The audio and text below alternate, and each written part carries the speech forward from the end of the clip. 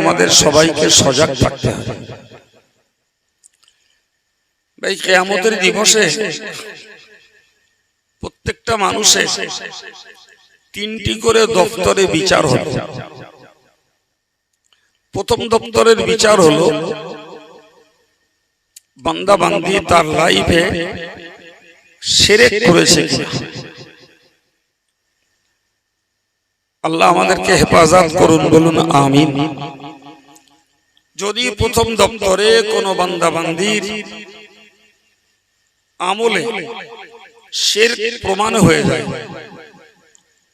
তাহলে ওখান থেকেই তার জন্য চূড়ান্ত সিদ্ধান্ত জাহান্নাম। যদিও দ্বিতীয় দপ্তরের জন্য ওই লোকটাকে ছাড় দেওয়া হবে, কারণ দ্বিতীয় দপ্তরে হয় বান্দার হকের বিচার। এখন কোন মানুষ যদি শিরক করে মুশরিকও হয়, এরপরেও সে ব্যক্তিগতভাবে জাহান্নামে যাবে, কিন্তু তার কাছে পাওনা থাকতে পারে অন্যদের হক।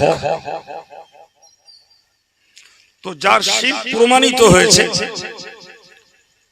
ওর কাছে নেকি বলতে কিচ্ছু নেই।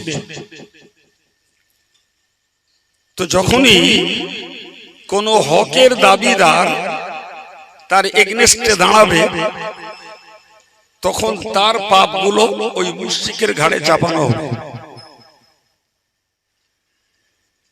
কোন অংশেই জাহান্নাম থেকে তার নাজাত নাই। তৃতীয় দপ্তরে তাকে আর পাঠানো হবে না, কারণ তৃতীয় দপ্তর হলো ফিমা বাইনাহু ওয়া বাইনাল্লাহ, আল্লাহ আর বান্দার মাঝখানের হকগুলির বিচার হবে তৃতীয় দপ্তরে। তো ওই লোকটা তার জীবনে আল্লাহর হকের যে কাজগুলোই করেছিল, শিরক প্রমাণিত হয়েছে মানে সে কাজগুলো সব মুছে গেছে, ওগুলো তার আর কিচ্ছু নেই। অতএব তৃতীয় দপ্তরে তাকে আর পাঠানো হবে না, জাহান্নাম অবধারিত।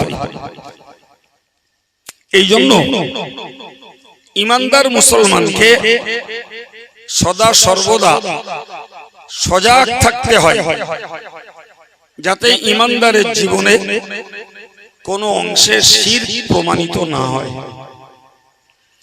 আমি এর উপরে আর লম্বা করে কথা বলবো না, শুধু আলোচনার সংযোগ রাখার জন্য ছোট্ট করে এতটুকুই বললাম। কোরআন বলেই দিয়েছে, ইন্নাহু মান ইউশরিক বিল্লাহ,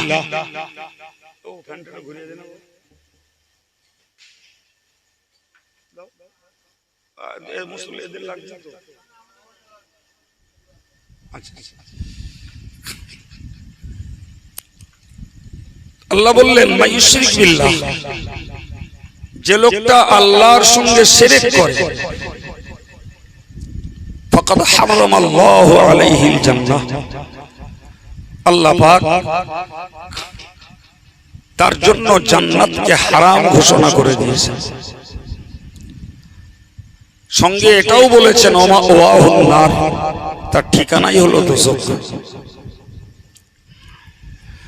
আমি আপনাদের জ্ঞানের জন্য এতটুকু কথা উপকারার্থে বলবো। শিরক 3 প্রকার।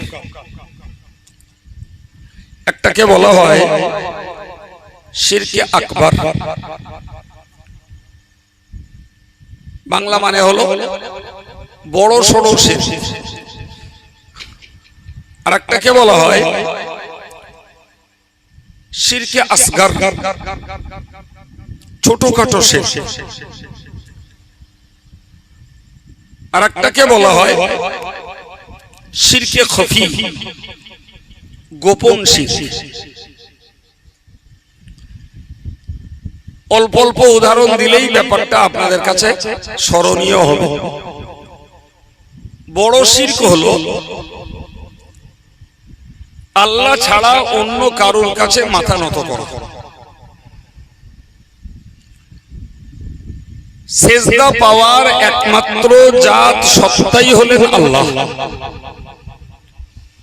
এই সেজদা যদি গাছের কাছে করা হয়, এই সেজদা যদি পাথরের কাছে করা হয়, এই সেজদা যদি দেবদেবীর কাছে করা হয়, এই সেজদা যদি মুসলিম সমাজের দিকপাল পীর ওলিদের দরগাহে করা হয়, এই সবগুলো শেষ।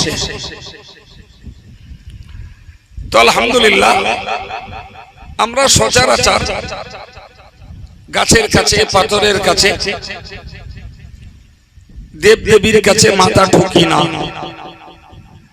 কিন্তু আমাদের মধ্যে কিছু আবেগ ভরা নির্বোধ রয়েছে যারা পীর ওলিদের দরগাহে যেয়ে মাথা ঠোকে।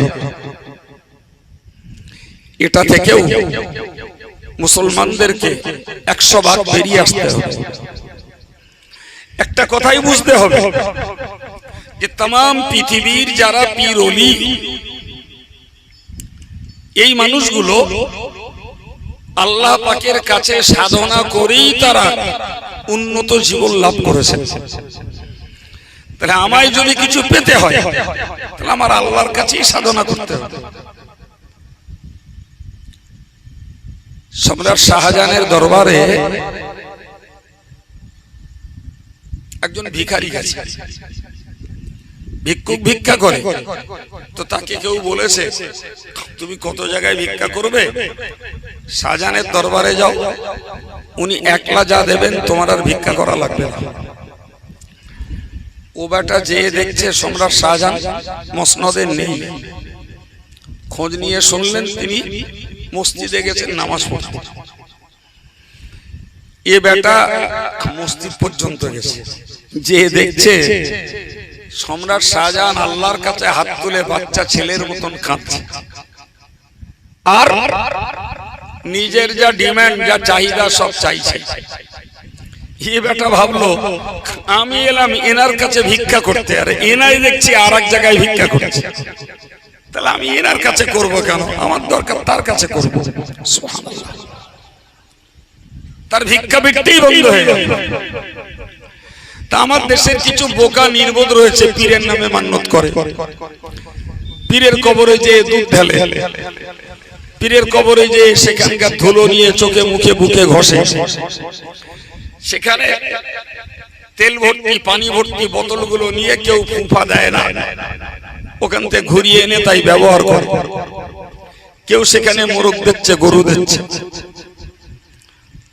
এরা কি ধরনের নির্বোধ যে যাকে তুমি পীর বলছো সে তো আল্লাহ পাকের কাছে ফিকিরি করেই তো পীর হয়েছে। তা তুমি বাবা ওইখানটাই ফিকিরি না করে ফিকিরিটা আল্লাহর কাছে করো। আমার দেশের এমন কিছু নির্বোধ পুরুষ আর কিছু নির্বোধ মহিলা রয়েছে, এরা মসজিদে যে আল্লাহর কাছে মাথা নত করা বাদ দিয়ে মাজারে যেয়ে মাথা ঠুকছে। ভাই এটা বড় শেষ, এটা আল্লাহ বরদাস্ত করে। নাম্বার 2, আল্লাহ পাক যে গুণে গুণান্বিত, ওই গুণ আল্লাহ ছাড়া কারোর মধ্যে রয়েছে বিশ্বাস করার নাম শিরক।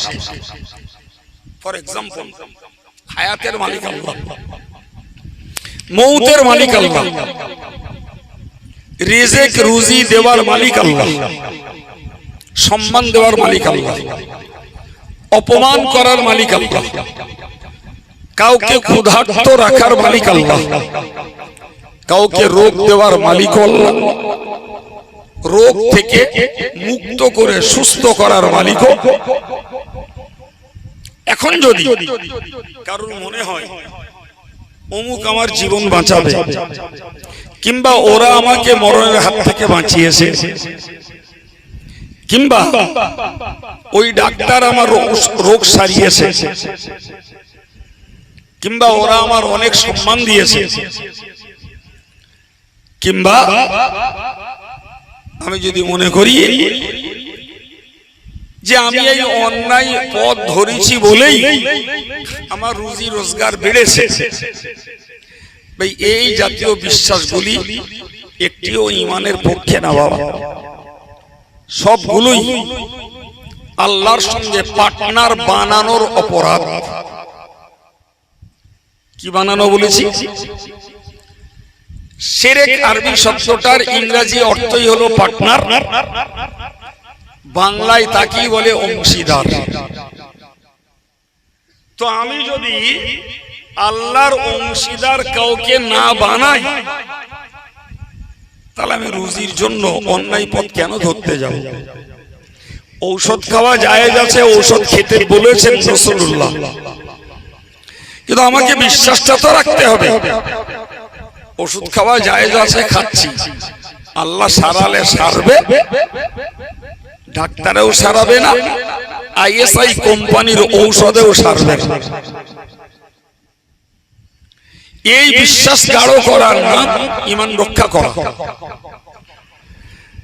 আর এই বিশ্বাসকে ত্যাগ করে দিয়ে এই গুণগুলো আল্লাহ অন্য কারোর মধ্যে এই গুণ রয়েছে, এই ধারণা তৈরিটার নামই হলো শিরক।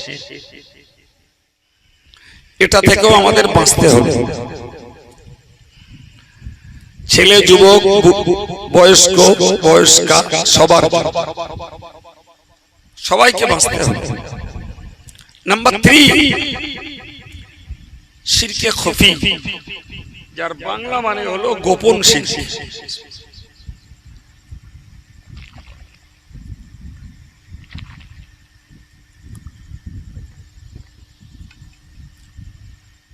গোপন শিরক এটা খুব ভয়ঙ্কর। এ গোপন শিরক শুধু সাধারণ মানুষ না, পীর সাহেব, পীরজাদা, মৌলানা, মুফতি, হাফেজ সাহেব, হাজী সাহেব, সাধারণ জনগণ সবার দ্বারাই হয়ে পড়ার ভয় আছে। সবার দ্বারাই। আমি আব্দুল কাইয়ুম কথা বলছি, এই গোপন শিরক আমার দিয়েও সংগঠিত করে নেওয়ার চেষ্টা ইবলিসের আছে। সেটা হলো আল্লাহকে ছাড়া অন্য কাউকে সন্তুষ্ট করার জন্য ধর্মের কাজ করার নাম গোপন শিরক। আবার একবার বলছি, পরে উদাহরণ দিলে সহজে বুঝে যাবে। আল্লাহ ছাড়া অন্য কাউকে সন্তুষ্ট করার জন্য ধর্মের কাজ করার নাম হলো গোপন শিরক।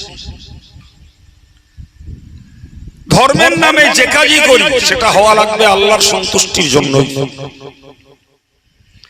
চাইছে 20 লক্ষ টাকা দিয়ে মসজিদ বানাই, আর 10 টাকা একটা ফকিরকে দান করি, সারা রাত জেগে নফল নামাজ পড়ি, আর একবার সুবহানাল্লাহ বলি, 500 টাকা যাকাত দেই, কিংবা 2 টাকা নফল দান করি। ধর্মের ছোট আর বড় যে ইবাদতটাই করা হবে সেইটি হওয়া উচিত আল্লাহর খুশির জন্য। সুবহানাল্লাহ বলে। ঘুমোচ্ছেন আপনারা? বিষয় অনেক, যেটা নিয়েই বলছি সুস্পষ্ট ভাষায়, হাঁকা চেল্লা টানাটানি না, কথাগুলো কানে নিলে প্রত্যেকের উপকার হবে। উপকার একদিন হয় না, মরণ পর্যন্ত উপকারের পিরিয়ড, আর ক্ষতিরও ভয় মরণ পর্যন্ত। ইমাম গাজদালি বলেছেন,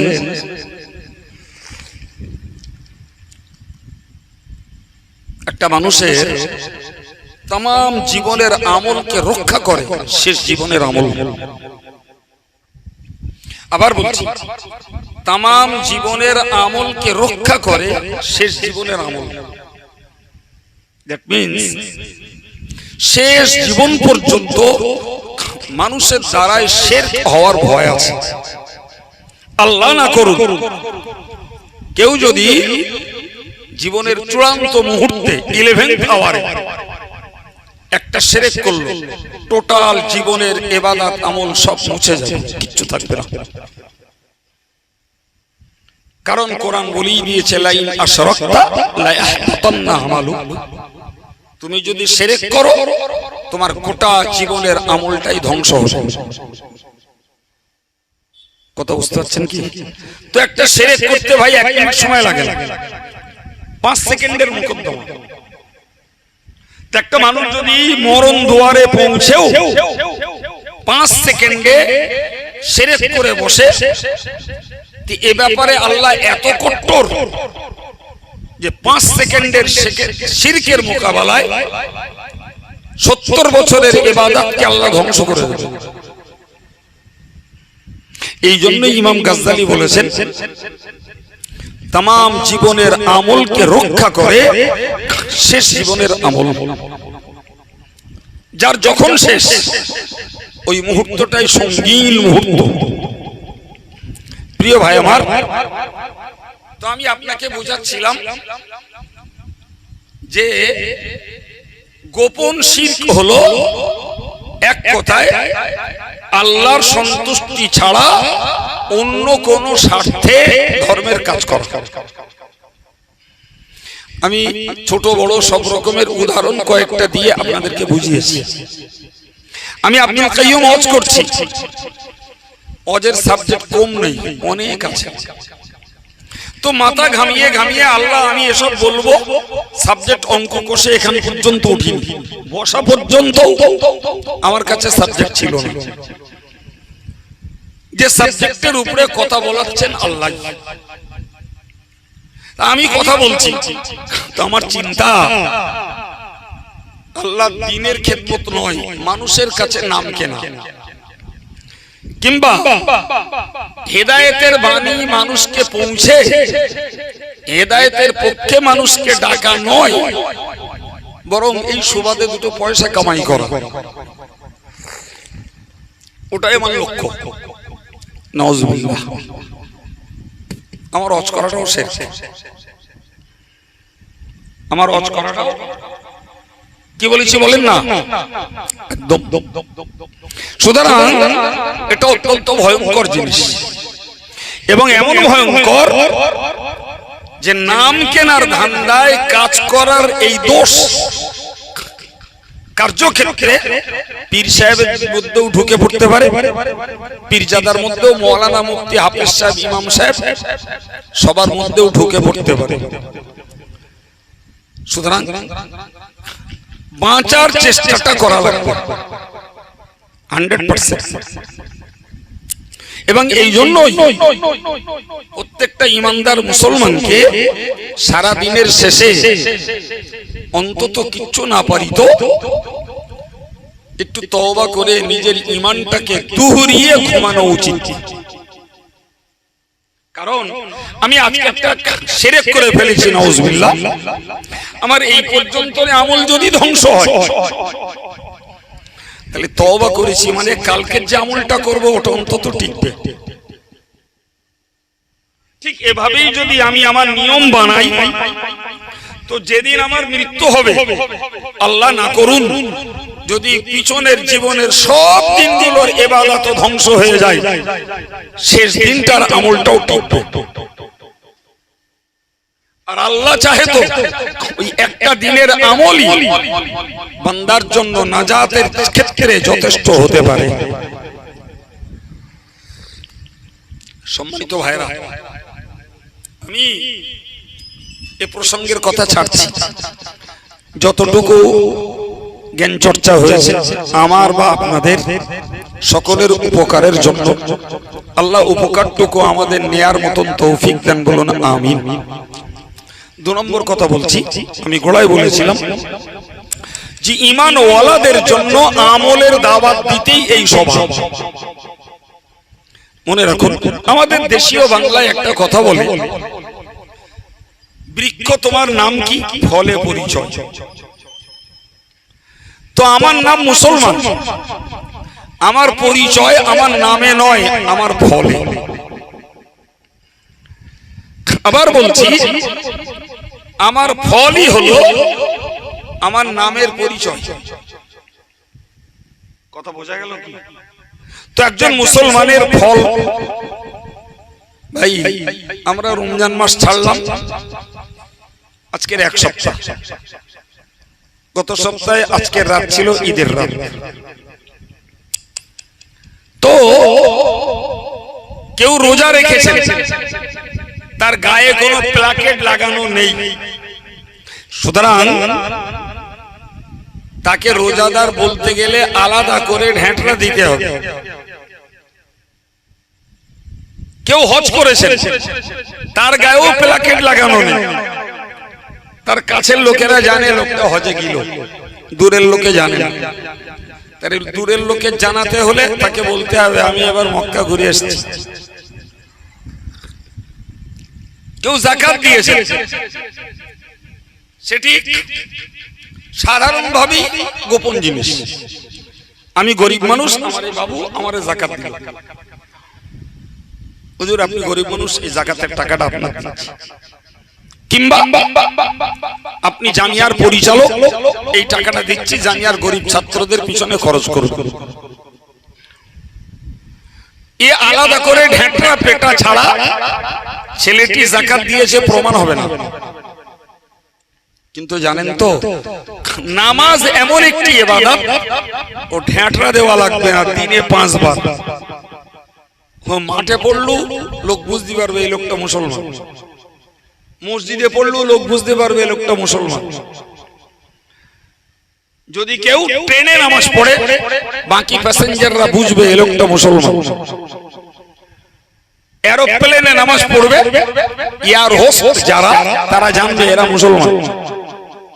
সুতরাং নামাজির মুসলমানিত্বের কোনো পরিচয় দিতে হয় না, উইদাউট এনি ডিসিগনেশন, কোন চিহ্ন ছাড়াই নামাজি মুসলমান বলে পরিচয় হয়। সুবহানাল্লাহ। অন্যগুলো দেখবেন আপনি 2 মিনিট। ভাই লুঙ্গি অমুসলমানরা পরে, দাড়ি অমুসলমানরাও রাখে, টুপি অমুসলমানরাও পরে, গরুর গোশত অমুসলমানরাও খায়, মুসলমানদের আচার অনুষ্ঠানে অমুসলমানরাও আসে, নাম মুসলমানদের মতো অমুসলমানদেরও আছে। যদি অমুসলমানদের সুযোগ দেওয়া হয় মক্কা যাওয়ার, এত পরিমাণ যাবে মুসলমানরা যাওয়ার আর জায়গা পাবে না। এই কথা বুঝতে পারছেন? রোজা, যার গোদা বাংলায় সাহিত্যের ভাষায় উপবাস, কেউ ওরা করে। তাহলে এখানে মুসলমান আর অমুসলমানের পৃথকীকরণ, পার্থক্যের কিছু নেই রে বাবা। মুসলমানের স্পেশালিটি, বৈশিষ্ট্য, এইগুলোর দ্বারাই প্রমাণ করা যায় না। হ্যাঁ বলেন যায়, আপনি দেখাতে পারবেন না কোন বেনামাজি নামাজ পড়েছে, কোন অমুসলিম নামাজ পড়েছে, রেকর্ড না। এটাই মজার ব্যাপার। ও দান করবে, ও প্রয়োজনে উপবাস থাকবে, ও আপনার ঈদে আসবে, ইসলাম সাহেবের ময়দানে আসবে, বন্ধুর বাড়িতে এসে কোরবানির গোশত খেয়ে যাবে, দাড়ি রাখবে, টুপি পরবে, কুর্তা পাঞ্জাবি পরবে, পায়জামা পরবে, নামাজে নাই বাপ। কথিত রয়েছে যখন কাবার এরিয়াতে ঢোকা অমুসলিমদের জন্য নিষিদ্ধ হয়নি, নিষিদ্ধ হয়েছে 9ম হিজরিতে, এর আগে নিষিদ্ধ হয়নি। তো কথিত রয়েছে গুরু নানক কাবায় গেছিলেন, কাবার চত্বরেই পৌঁছেছিলেন। তো কাবার চত্বরে পৌঁছে কাবার দিকে পা দিয়ে টান টান হয়ে শুয়ে পড়ল। এক অশিক্ষিত ভদ্রলোক মুসলিম গুরু নানককে যে বলল আপনি ওই দিকে পা দিয়েছেন, ওইদিকে আল্লাহ রয়েছে। নিঃসন্দেহে লোকটা ভুল কথা বলেছে, কারণ আল্লাহর কোন নির্দিষ্ট দিক নাই।